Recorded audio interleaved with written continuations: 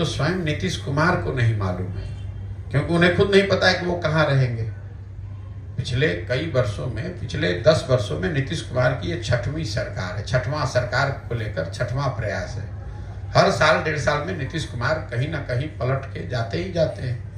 राजनीतिक स्थिति जैसी रहेगी देश में, जिधर का हवा दिखेगा नीतीश कुमार उधर भागने का प्रयास करेंगे। लेकिन अब वो समय धीरे धीरे वो भी खत्म हो रहा है। नीतीश कुमार की राजनीतिक पारी का अब अंतिम समय चल रहा है। लोकसभा चुनाव तक थोड़ी बहुत जो रेलेवेंस है वो रहेगी। लोकसभा चुनाव में जदयू पार्टी की करारी हार होगी। मैंने रोज कैमरे पर कहा है, उनको 5 सीट भी नहीं आएगा और उसके बाद उस दल का विघटन शुरू हो जाएगा। इन बातों को आप नोट कर लीजिए, लिख लीजिए, कैमरे पर रिकॉर्ड कर लीजिए। जब परिणाम आएगा तो हमसे आकर पूछ लीजिएगा। अगर हमारी बात गलत हो जाए तो पूरे बिहार की जनता के सामने खड़े होकर माफी मांग लेंगे। जब किसी चीज का विघटन होता है तो कहाँ जाता है? टुकड़ों में बट जाएगा। कोई भाजपा भागेगा, कोई आरजेडी भागेगा, कोई कम्युनिस्ट में जाएगा, कोई कांग्रेस में जाएगा, कोई जनसुराज में चला जाएगा, कुछ लोग निर्दलीय हो जाएंगे। विघटन का मतलब क्या है? मैंने ये नहीं कहा कि उस दल का किसी दल के साथ मर्जर हो जाएगा, मैंने कहा उस दल का विघटन हो जाएगा। नीतीश कुमार की समाप्ति और का बिहार में राज ये तय 2025 जन सुराज। देखिए, नीतीश कुमार का जो विघटन है जदयू का, वो तो तय है। इसलिए नहीं कि हम कुछ कर रहे हैं, वो तो अपने कार्यकलापों से नीतीश कुमार ने अपने दल का, अपनी प्रतिष्ठा का, अपनी छवि का को बर्बाद कर लिया। जहां तक 2025 के और जनसुराज का बात है, मैं आपको एकदम विश्वास से ये कह सकता हूं कि जनता में यहाँ अंदर से बहुत भारी लोगों के बीच में एंग्जाइटी है। लोग चाहते हैं कि यहाँ बदलाव हो, उनको रास्ता नहीं दिख रहा है। अगर जनसुराज में वो ईमानदार प्रयास जो शुरू हुआ है, ये अगर हम लोग करते रहेंगे, प्रयास जारी रहेगा, तो आप निश्चित जानिए 50% से ज्यादा लोग बिहार में नए दल को, नए विकल्प को स्वीकार करने के लिए तैयार बैठे हुए हैं। और बिहार को जीतने के लिए 30%, 35% वोट चाहिए। भाजपा, जिसको आप बहुत बड़ा दल मानते हैं, उसको पिछले विधानसभा चुनाव में 19.6% वोट आया था। मतलब 20% बिहार के लोगों ने भाजपा को विधानसभा चुनाव में वोट दिया था पिछले विधानसभा चुनाव में। मैं कह रहा हूं कि 50% से ज्यादा बिहार का आदमी नया दल बनाना चाहता है, नया दल, नया विकल्प चाहता है। लोग यहाँ त्रस्त हैं क्योंकि लोगों ने सभी दलों को देख लिया। 32 साल से लालू नीतीश को देखा, लेकिन उसके साथ साथ 10 बरस से भाजपा को भी देखा। भाजपा भी तो यहाँ शासन में रही है, भाजपा भी तो देश में शासन में है। मोदी जी तो हैं ना प्रधानमंत्री 10 बरस से। उससे बिहार में क्या सुधार हो गया? दरभंगा, मधुबनी, चंपारण में कौन सा चीनी मिल चलने लगा? कौन सा उद्योग लग गया? कौन सा पलायन रुक गया? कौन सी गरीबी खत्म हो गई? तो लोग इस बात को समझते हैं। मजबूरी लोगों की यह है कि उनके पास कोई विकल्प नहीं था। अगर कोई विकल्प दिखेगा तो आपको वो आंधी लहर, जो भी शब्द प्रयोग आप करना चाहते हैं, वो आपको 25 के चुनाव में दिखेगा। अब हम जानते नहीं कि चुनाव 25 में होगा, चुनाव उससे पहले भी हो सकता है। 24 के चुनाव में जिस प्रकार से केंद्र की सरकार कॉर्पोरेट और महंगाई को लेकर जनता के बीच में जो सवाल बना हुआ है, क्या लगता है कि 25 में वापस आएगी? देखिए, ऐसा है, मैं उन नेताओं में से नहीं हूं जो रोज रोज चुनाव के बारे में भविष्यवाणी करते हैं। मैंने जीवन में एक बार कहा कि बंगाल में भाजपा नहीं जीतेगी, 100 से कम सीट आएगा। पूरे देश के लोगों ने कहा नहीं, बंगाल में तो भाजपा जीत रही है। जब परिणाम आए तो आपने देखा भाजपा को 77 सीट आया। मैं बिहार के नजरिए से, 24 के नजरिए से इतना कह सकता हूं कि एक दल जो सबसे बड़ी हार जिसको होगी वो है जदयू, उसको 5 सीट नहीं आएगा। बाकी किसको कितना सीट आएगा नहीं आएगा, ये ना मेरा विषय है, ना मैं उस पर कोई टिप्पणी करना चाहता हूँ। एक सवाल, महागठबंधन का जो भविष्य खतरे में, क्योंकि जदयू, आरजेडी और अखिलेश यादव लोकसभा से पहले सीट बंटवारे की बात कर रही है। ऐसे में गठबंधन का क्या होगा? भाई, गठबंधन का कोई भविष्य कभी था ही नहीं। गठबंधन क्यों बनाया गया, पहले आप ये समझिए। नीतीश कुमार को आप जितना समझते हैं उससे कम हम भी नहीं जानते हैं।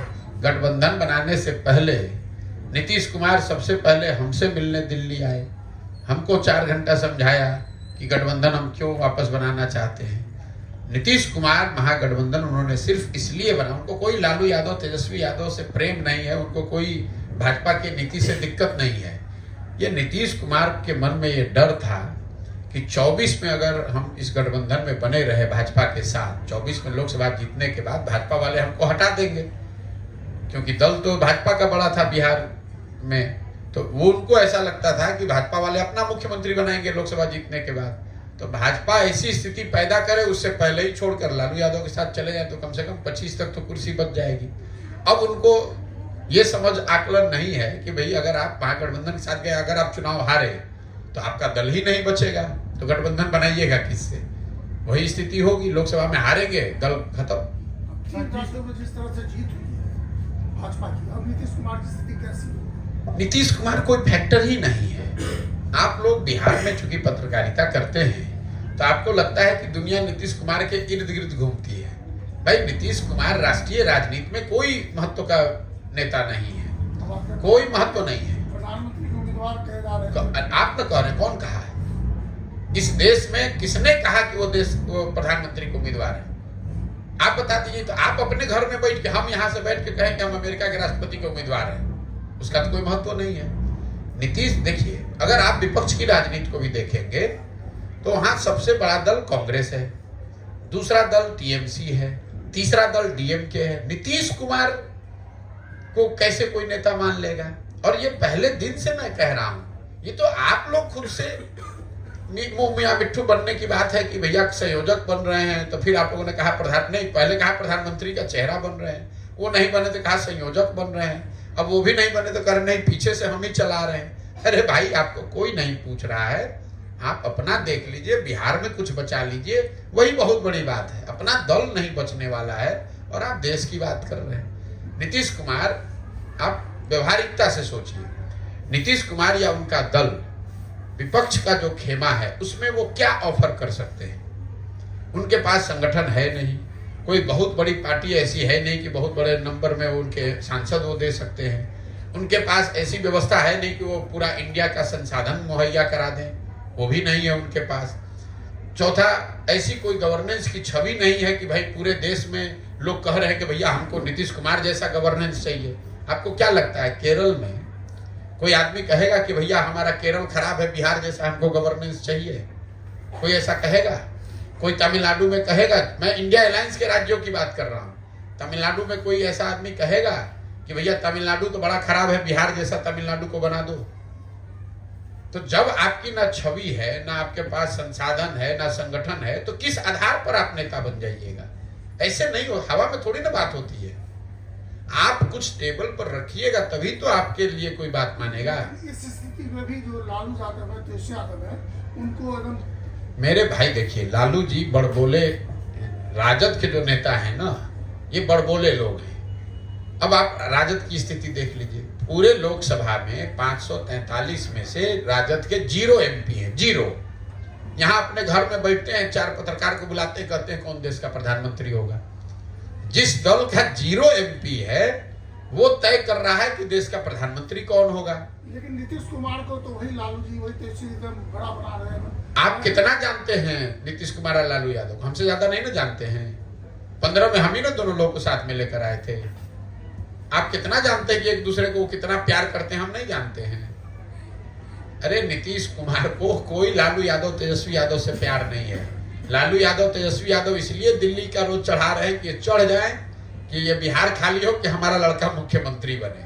हाँ, नीतीश कुमार उनके साथ इसलिए है कि कुर्सी बची रहे, और जब कुर्सी अगर छूटे भी तो जब मेरी पारी खत्म हो तो कोई ऐसा आदमी यहाँ बन जाए कि लोग यहाँ कहें कि भाई कुछ भी कहिए, नीतीश कुमार कितनों खराब था तो इनसे तो अच्छा था।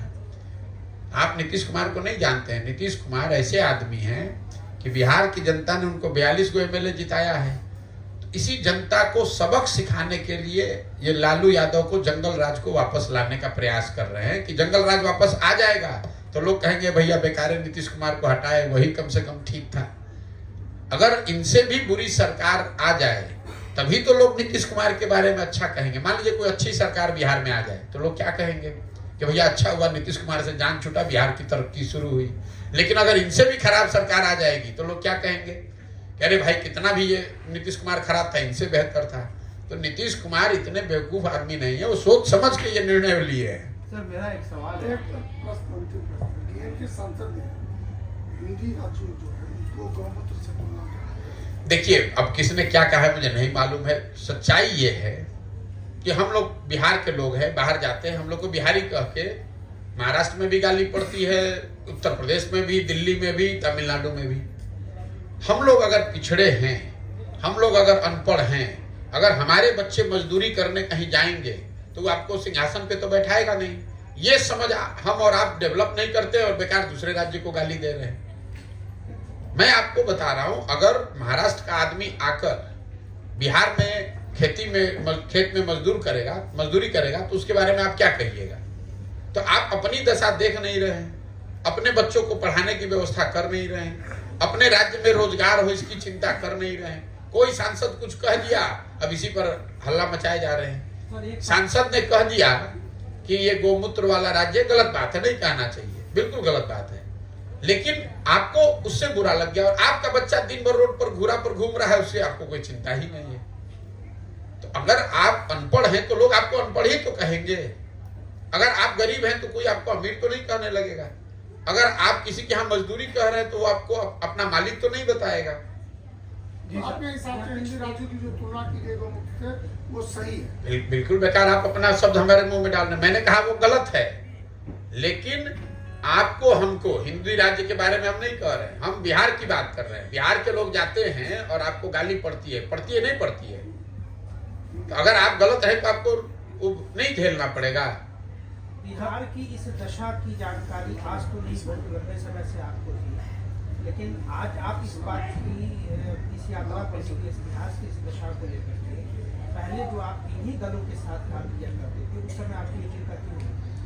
भैया, जब हमारी क्षमता होगी तभी ना करेंगे। आप पत्रकार कब बने? जब पढ़ लिख के पत्रकार बने तब ना पत्रकार बने। एक मिनट रुकिए ना, आप ये सुनिए ना, अब आपका सवाल इतना समझ लिए, 15 महीने से यही सवाल लोग कर रहे हैं।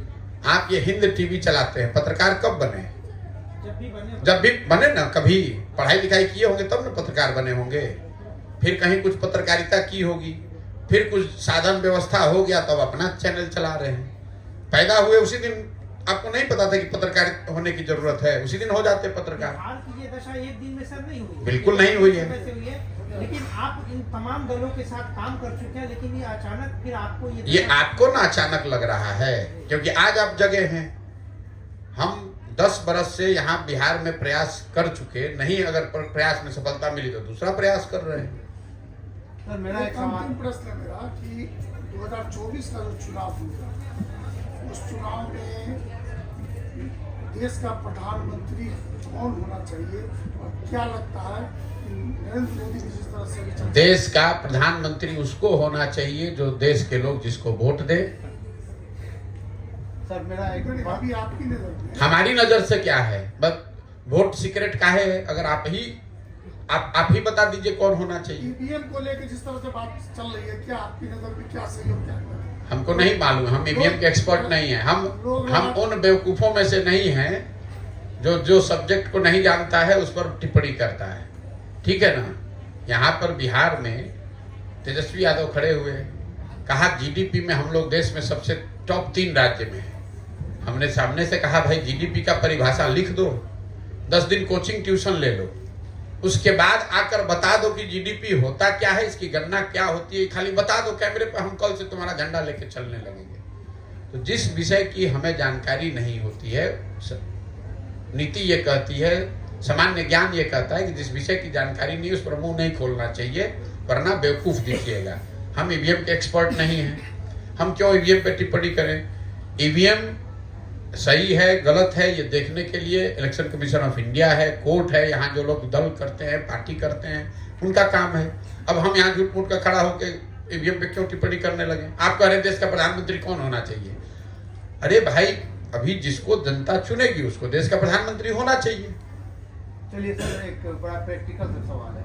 अभी जो हालिया इलेक्शन हुआ है 5 राज्यों में, फॉर एग्जांपल राजस्थान में 500 का सिलेंडर मिल रहा है, बीजेपी ने 450 का किया, और तो इस मेंटालिटी से लोग कब बाहर निकलेंगे? डेवलपमेंट पे वोट ही नहीं हो रहा है सर। 1200 के ये डेवलपमेंट का परिभाषा आपकी नजर में जो है, जरूरी नहीं है कि वही डेवलपमेंट का परिभाषा हमारी नजर में भी हो जी।